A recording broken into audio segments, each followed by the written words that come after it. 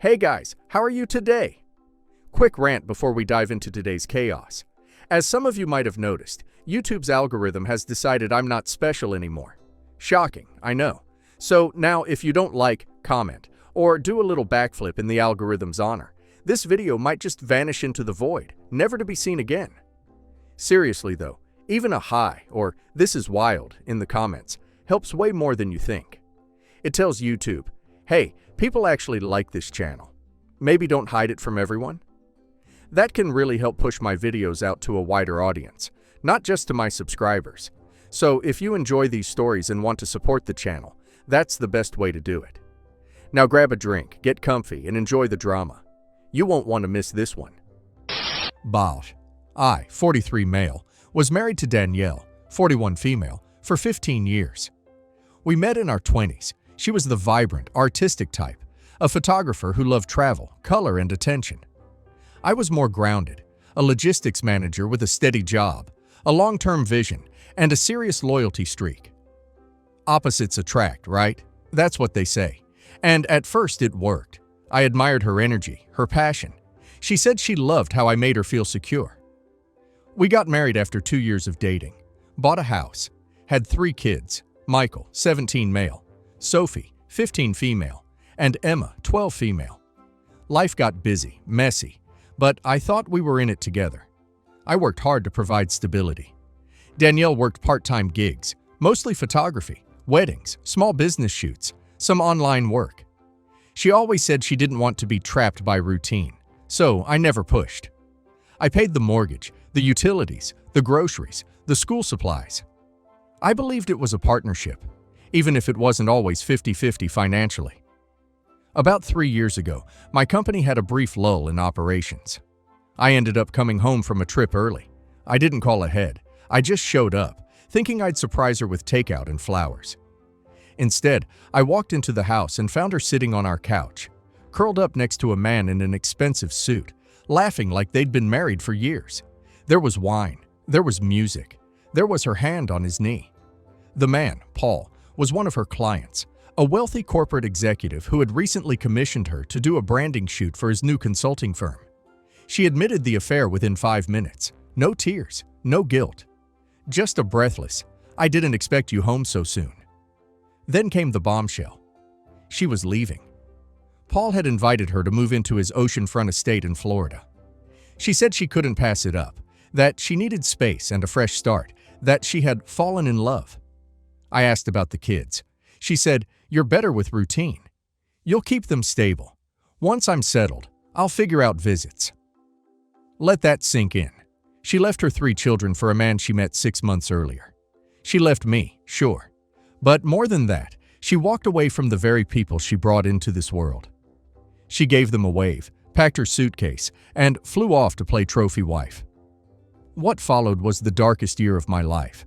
Michael, who had always been close with his mom, went into full rebellion. He stopped doing homework. He swore at teachers. He locked himself in his room for days. Sophie became cold, silent, detached, like she couldn't trust the floor under her feet. And Emma cried every night. She'd crawl into bed with me, asking if her mom was ever coming home, if she did something wrong, if she got better grades, her mom would come back. I was working full-time and trying to be present for 3 kids whose hearts had been shattered. I learned to cook, to braid hair, to help with algebra, to talk about periods and football and crushes and panic attacks. I went to parent-teacher conferences alone. I coached Sophie through her first heartbreak and held Emma through her nightmares. And Danielle? She called a few times, always short, always rushed. She said things like, "Miss you guys. Things are hectic here," or "I'm just getting settled, but I'll visit soon." Those visits never happened. Birthdays came and went with nothing but text messages, no child support, no gifts. Just an occasional Instagram post of her on a yacht or at a vineyard, captioned, "Missing my babies," like she was the one who'd been left. What cut the deepest wasn't her leaving. It was the fact that she didn't even seem to want to know them anymore. A few months ago, Danielle called me. It was unexpected. We don't usually talk unless it's absolutely necessary. But I answered, thinking maybe it was about something serious related to the kids. She told me she was getting married to Paul. She said they were having a small, elegant wedding, and she wanted the kids to be there. She said it would mean a lot to her, and that she was trying to reconnect. I said okay, not because I agreed with her or wanted to help her play happy family, but because I wanted to leave that choice to the kids. They're old enough now to decide how they feel about her, and I wasn't going to stand in the way of that decision. The next day, all three of them came to talk to me. They looked a bit tense, especially the younger two. Michael got straight to the point. He said, "Mom called us. She invited us to the wedding. We told her we don't want to go. She got mad. They said she'd raised her voice, told them they were being ungrateful, and made them feel guilty for saying no. Apparently, she told them they'd ruin her day if they didn't come, and that she needed them there. Sophie said it felt like their presence was just part of her big event, not because she genuinely wanted to reconnect." Emma didn't say much. She just looked sad. Later that night, Danielle called me again. She sounded upset. She said she was shocked the kids didn't want to come and didn't understand why they were being so cold. I told her, "What did you expect?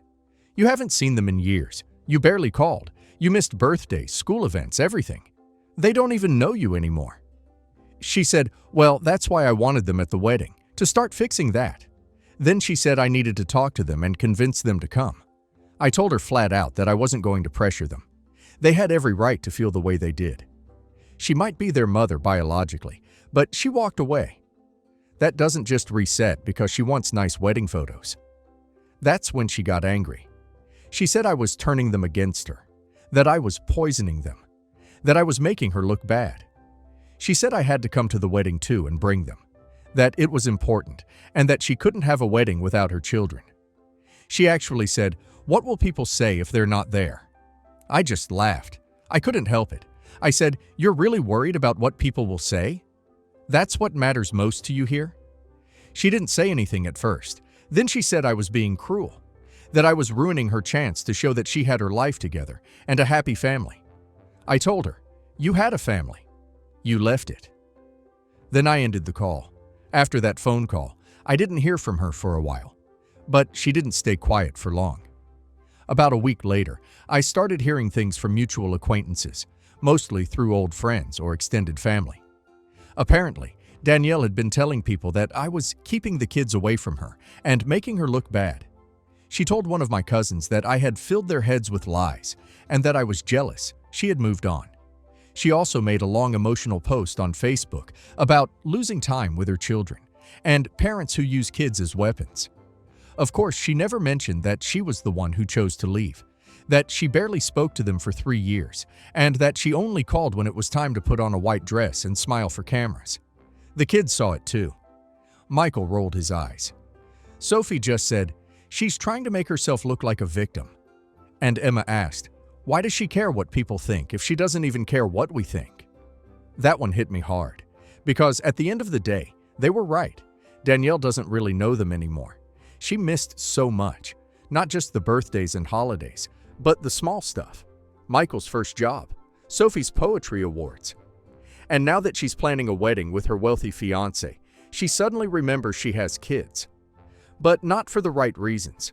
Not because she's ready to show up again and be a mother, or because she wants to rebuild trust, but because having them at the wedding would make her look good. To Paul, to his family, to whoever's taking the photos. After everything blew up, I sat down with the kids again. I wanted to make sure they knew that whatever they felt was valid. That if they ever wanted to talk to their mom, on their own terms, I wouldn't stop them. Danielle is still angry. She's been telling people I refused to bring the kids, that I'm keeping them from their mother, and that I've ruined her wedding. She says she can't walk down the aisle without her children. But the truth is, she already walked away from them a long time ago. Now she's trying to pull them back in. Not because she wants to be their mother again, but because she wants to look like she never stopped being one. And I won't help her do that. So, Reddit. Am I the asshole for refusing to convince my kids to go to their mother's wedding? Not the a-hole. OP didn't turn his kids against their mom. She did that all on her own by leaving and not looking back. Kids don't forget who shows up and who doesn't. They're old enough to remember who dried their tears, helped with homework, and showed up to every school event. OP did all of that, She didn't. Now she wants them there for her benefit, not theirs. And honestly, her saying, "What will people say?" tells you everything you need to know. This isn't about reconnecting. It's about saving face. OP did the right thing by letting the kids decide. And now let's hear community's opinion. I can't stand when parents try to pop back into their kids' lives only when it's convenient or when it looks good publicly. She left. That's her right. But she doesn't get to walk back in and demand attendance at her wedding like it's owed to her. The kids have feelings, memories, and pain that she never acknowledged. They're not props for a photo shoot. You laughed because the whole thing is absurd. And honestly, I don't blame you one bit. Not the a-hole at all. Not the a-hole. You didn't alienate the kids. She did, through silence and absence. She can't expect them to pause their emotional reality just so she can look like a picture-perfect mom on her wedding day. And the fact that she got mad at them for saying no instead of taking a second to reflect? That just proves she still doesn't get it. You're doing right by your kids. They're not bitter. They're hurt. There's a big difference, and she hasn't earned the right to fix that with a wedding invite and a gift bag. I get that people make mistakes, and I even believe people can change. But not like this. Not when the first real contact in 3 years is about attending a wedding. That's not how you rebuild a relationship with your kids. That's how you push them further away. She could have called just to talk. She could have apologized. She could have started slow, but she didn't. And now she's blaming you because the truth is too hard to face. You're not the a-hole. You've done everything right by putting the kids first. And I hope they continue to see that. Female 21. I've had a pretty crappy childhood. My dad was a junkie when I was born, and when I was 3, just picked up and left my mom and me. My older half-sister, different dads, was not a pleasant person to be around, and my mom was so busy working, I felt like I was really alone. When my mom died in 2011, my grandma took me in and things got a lot better. Don't get me wrong, I miss my mom every day, but my grandma provided a much healthier environment for me. My dad contacted my grandma in 2018 because he wanted to get in touch with me, but I shut that down. I wouldn't even see him, wouldn't talk to him or anything. Well, it turns out that he had turned his life around, gotten married, and had a whole new family, but never had any other kids. He wanted to get to know me because he found out he had stage 5 pancreatic cancer, but I didn't want anything to do with him. I never contacted him back. Long story short, he died 6 months ago. I only found out recently because my stepmother contacted me about inheritance. My dad had left everything to me. It's not a life-changing amount. Oh my God, I already did an edit about this, but by not a life-changing amount, I mean that I'm still on the same track I was about. I'm still going to college for the same degree, just debt-free. I'm still planning on buying the same house and investment properties, just with smaller loans. It will improve my life so much, but I'm still going to work and do the same thing I was gonna do before. But he made me beneficiary of his life insurance, $100,000, left me his savings, $35,000, and his house, which in this market, I could sell for around $400,000. I mean, with this money I could have college paid for, buy a house, and some investment properties, and still have a nice nest egg to fall back on in case of hard times. She gave me the contact information for the lawyer handling the estate. The problem is that his wife hadn't ever planned on working again. She had quit her job when she moved in with my dad and hasn't worked in 6 years. She was telling me that it would be wrong to keep all of the money, especially since I never made up with him, and that I need to split it 4 ways so that she and my siblings could have an equal share. I told her she could pound sand because he abandoned me for years and she got all the best parts of my dad, and all I got was the inheritance, and I hung up.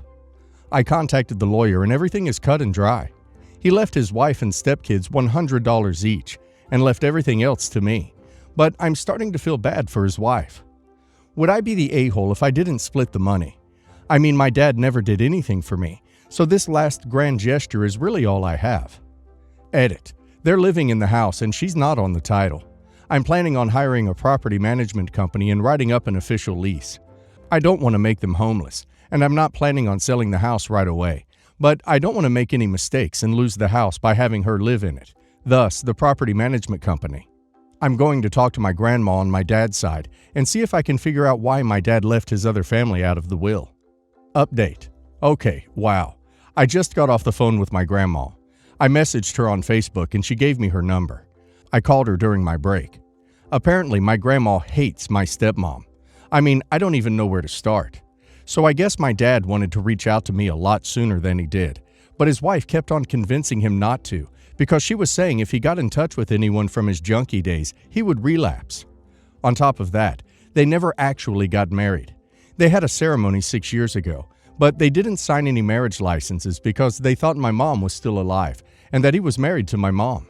She didn't want him to reach out for a divorce because, again, he might have relapsed. And the nail in the coffin, she was almost certainly cheating on him. I don't want to get into all the drama about the whole thing, but the only reason he didn't throw her out is because she got rid of the proof and he didn't have any way to confirm it was more than sexting, for years. Basically, it was a dysfunctional marriage, and by the end of everything, he didn't have the energy to deal with her, so he just let her be. Personally, what I think is that she never wanted me to be part of their perfect family. If he had reached out to my mom for a divorce, then he'd probably want to reach out to me too. I'm sorry, I meant prostate cancer, not pancreatic. Like I said, I wasn't super privy to information about his life until recently. Not the a-hole. You don't know his wife. You don't owe her anything. Your father left them each $100. He knew what he was doing. That inheritance is yours. 100% not the a-hole. Your dad made the decision to leave absolutely everything to you. So he clearly felt you deserved it, needed it, and they didn't. Feels to me like he was thinking along the same lines as you, realizing he'd shortchanged you on a relationship, so all he could do was leave you an inheritance. Keep the money. It's what your dad wanted. Not the a-hole. She didn't have to quit. She is a grown woman. Don't split it with people who wouldn't give you the time of day otherwise. I think your dad knew what he was doing, so respect his wishes. And you aren't being a cruel person. You are letting them stay in the house and aren't making them homeless. Just make sure you do everything by the book and use the money to better your life. I, 50 male, have a daughter, 19 female, who used to live with her mom, 50 female, but she now goes to uni in the north. This situation happened back in May, but my daughter recently completely cut contact with me for it, and I need to know if I'm wrong.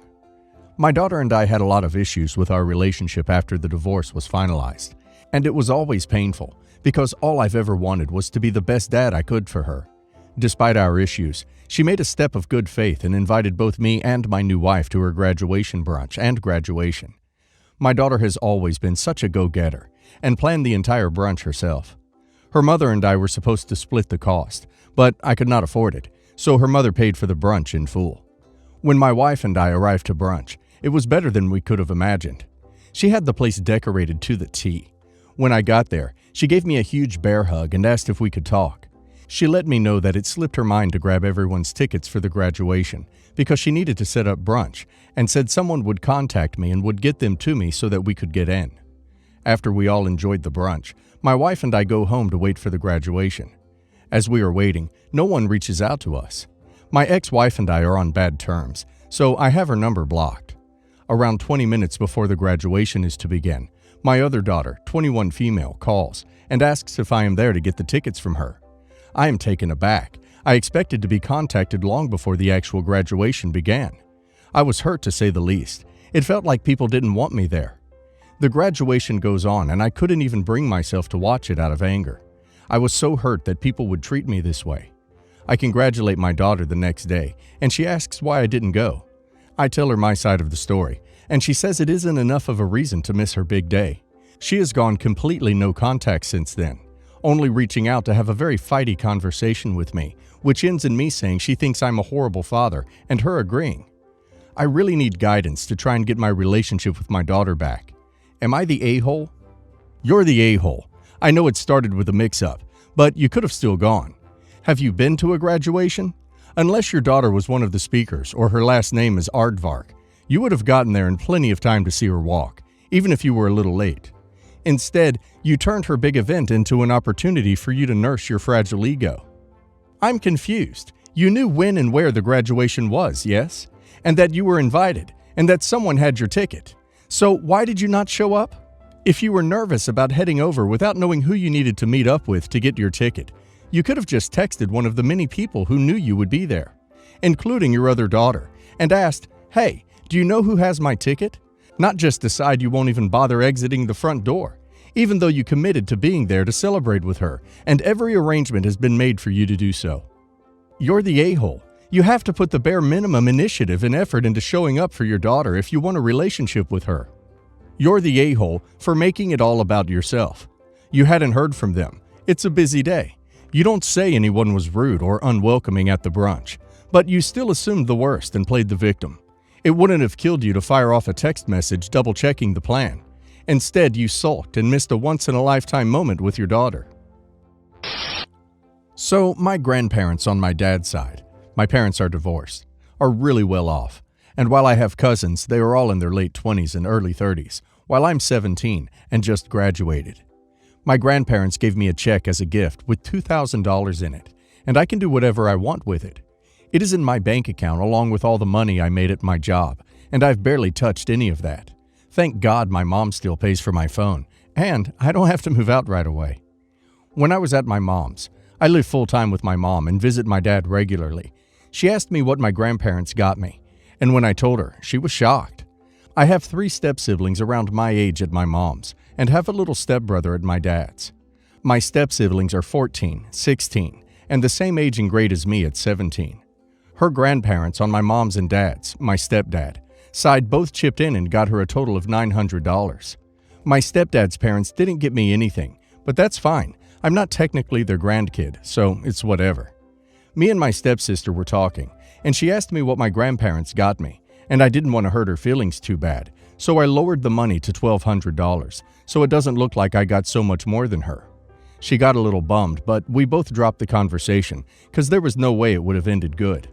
Her dad overheard our talk, and said once we were done that it doesn't matter what we got, that we were all family, and the gifts don't mean anything. Me and her were both confused cause we already dropped the topic and didn't want to talk about it anymore. Later, my mom pulled me aside and basically asked if I could give her about $300 of my gift money, so it looks more fair between us. I flat out told her no, and that it's my money, and I'm not doing that. My mom got annoyed, but didn't push it. Am I the a-hole?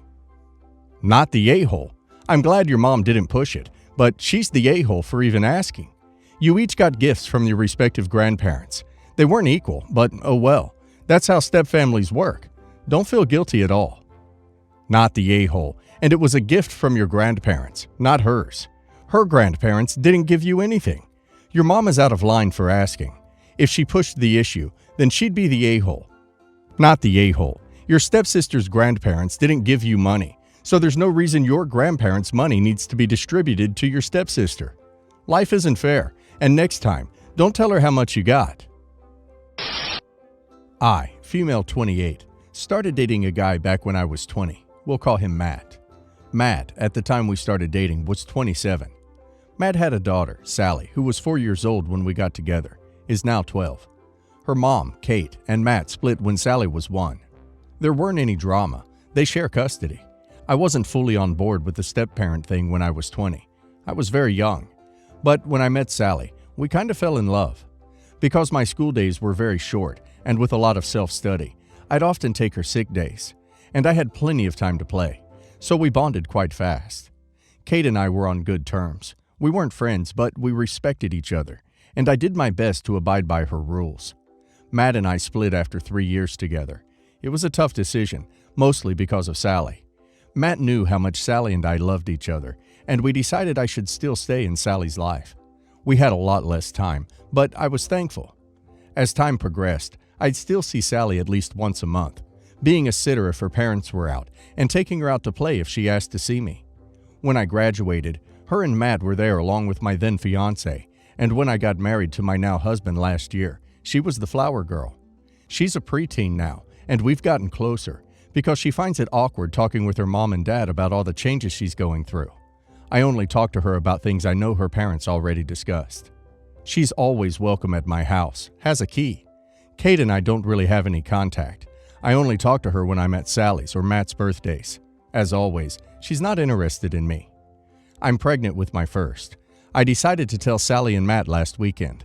Sally was really excited, but afterwards, she's been distant in answering my texts. Yesterday, I asked her if she wanted to come to my house. She agreed and I asked what was wrong.